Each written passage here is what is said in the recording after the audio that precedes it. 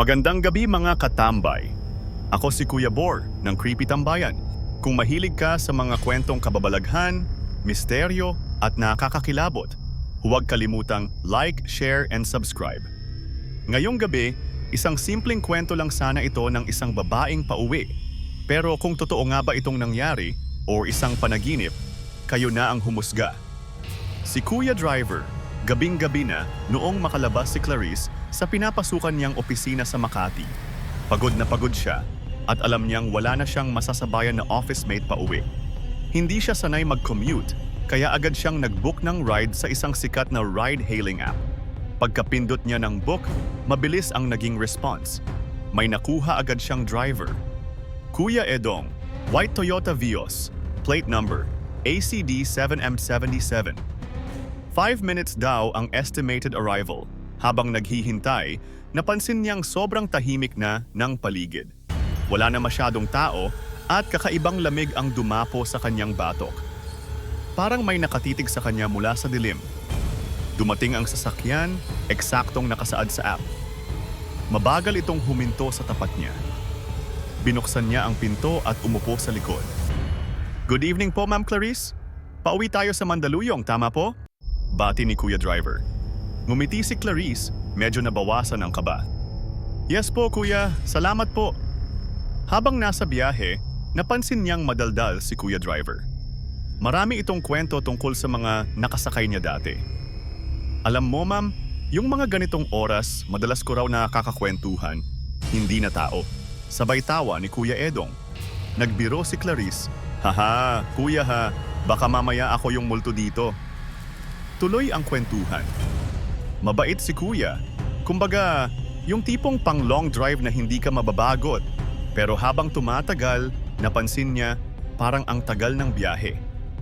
Dati-rati, mula Makati hanggang Mandaluyong, 30 minutes lang kahit gabi. Pero halos 1 oras na sila sa kalsada. Kuya, parang ang layo na yata nito. Hindi po ba tayo naliligaw? Ngumiti si Kuya Driver sa rearview mirror. Pero bakit tila ang dilim ng mata niya? Parang walang puti, itim lang. Ay hindi po ma'am, tinutumbok ko lang po yung tamang daan. Minsan kasi kahit app naliligaw rin eh. Natahimik si Clarice. Tinignan niya ang app. Loading, loading, loading, no signal. Lumamig ang loob ng sasakyan. Wala siyang naririnig kundi makina at ang mahinang ugong ng hangin sa labas. Pero bakit parang ang dilim sa labas kahit may ilaw ang kalsada? Bakit parang wala silang kasalubong o kasunod? Sa gilid ng mata niya, may aninong nakaupo raw sa unahan, sa tabi ni Kuya Driver. Pero wala namang tao kanina doon. Ma'am, hindi ka ba natatakot sa mga kwento tungkol sa mga babae na hindi na nakakarating ng bahay? Biglang tanong ni Kuya Edong. Pero ang tono niya, malamig at mabagal. Haha? Hindi naman siguro, Kuya. Ngumisi si Kuya. Swerte ka. Ako, lagi ko silang nasasakyan. Dumaan sila sa isang kalsadang hindi niya kilala. Wala siyang makita kundi poste at mga punong madilim. May humawak sa balikat niya mula sa likod. Clarice, huwag kang bababa. Kahit anong mangyari. Nilingon niya, wala namang tao sa likod. Siya lang mag-isa sa likod. Nagpanic siya, mabilis siyang bumunot ng phone para mag-text sa kuya niya. Pero pagtingin niya, may bagong text ang app. Ride canceled. Walang sasakyan na nakuha. Wala kang sinakyan. Napatitig siya kay Kuya Edong. Kuya, sinong driver ka nga po ulit? Ngumisi si Kuya. Hindi mo ba ako naalala? Ako ang sumundo sa'yo. Noon pang huling biyahe mo, bago ka nawala. Huwag kang mag-alala. Ihahatid na kita sa kung saan ka talaga dapat. Sumilip siya sa bintana. Hindi na siya sa kalsada. Parang lumulutang na lang ang sasakyan sa itim na kawalan. Biglang pumikit si Clarice. Ipinagdasal na lang niya na sana magising siya kung ito man ay bangungot. Pagdilat niya, nasa tapat na siya ng kanilang bahay. Tahimik. Wala na si Kuya Edong. Wala na ang sasakyan.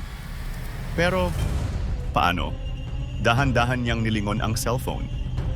Text message, ride canceled. Wala kang sinakyan. Paalala, ingat sa mga multo sa daan. Dito na nagtatapos ang ating kwento. Ako si Kuya Bor ng Creepy Tambayan. Kung nagustuhan mo ang kwentong ito, huwag kalimutang mag-like, share at subscribe. Kung may sarili kang nakakatakot na kwento, isend mo sa amin sa tambayancreepy@gmail.com. Salamat mga katambay. Mag-iingat kayo palagi at hanggang sa muling kwentong kababalaghan. Paalam.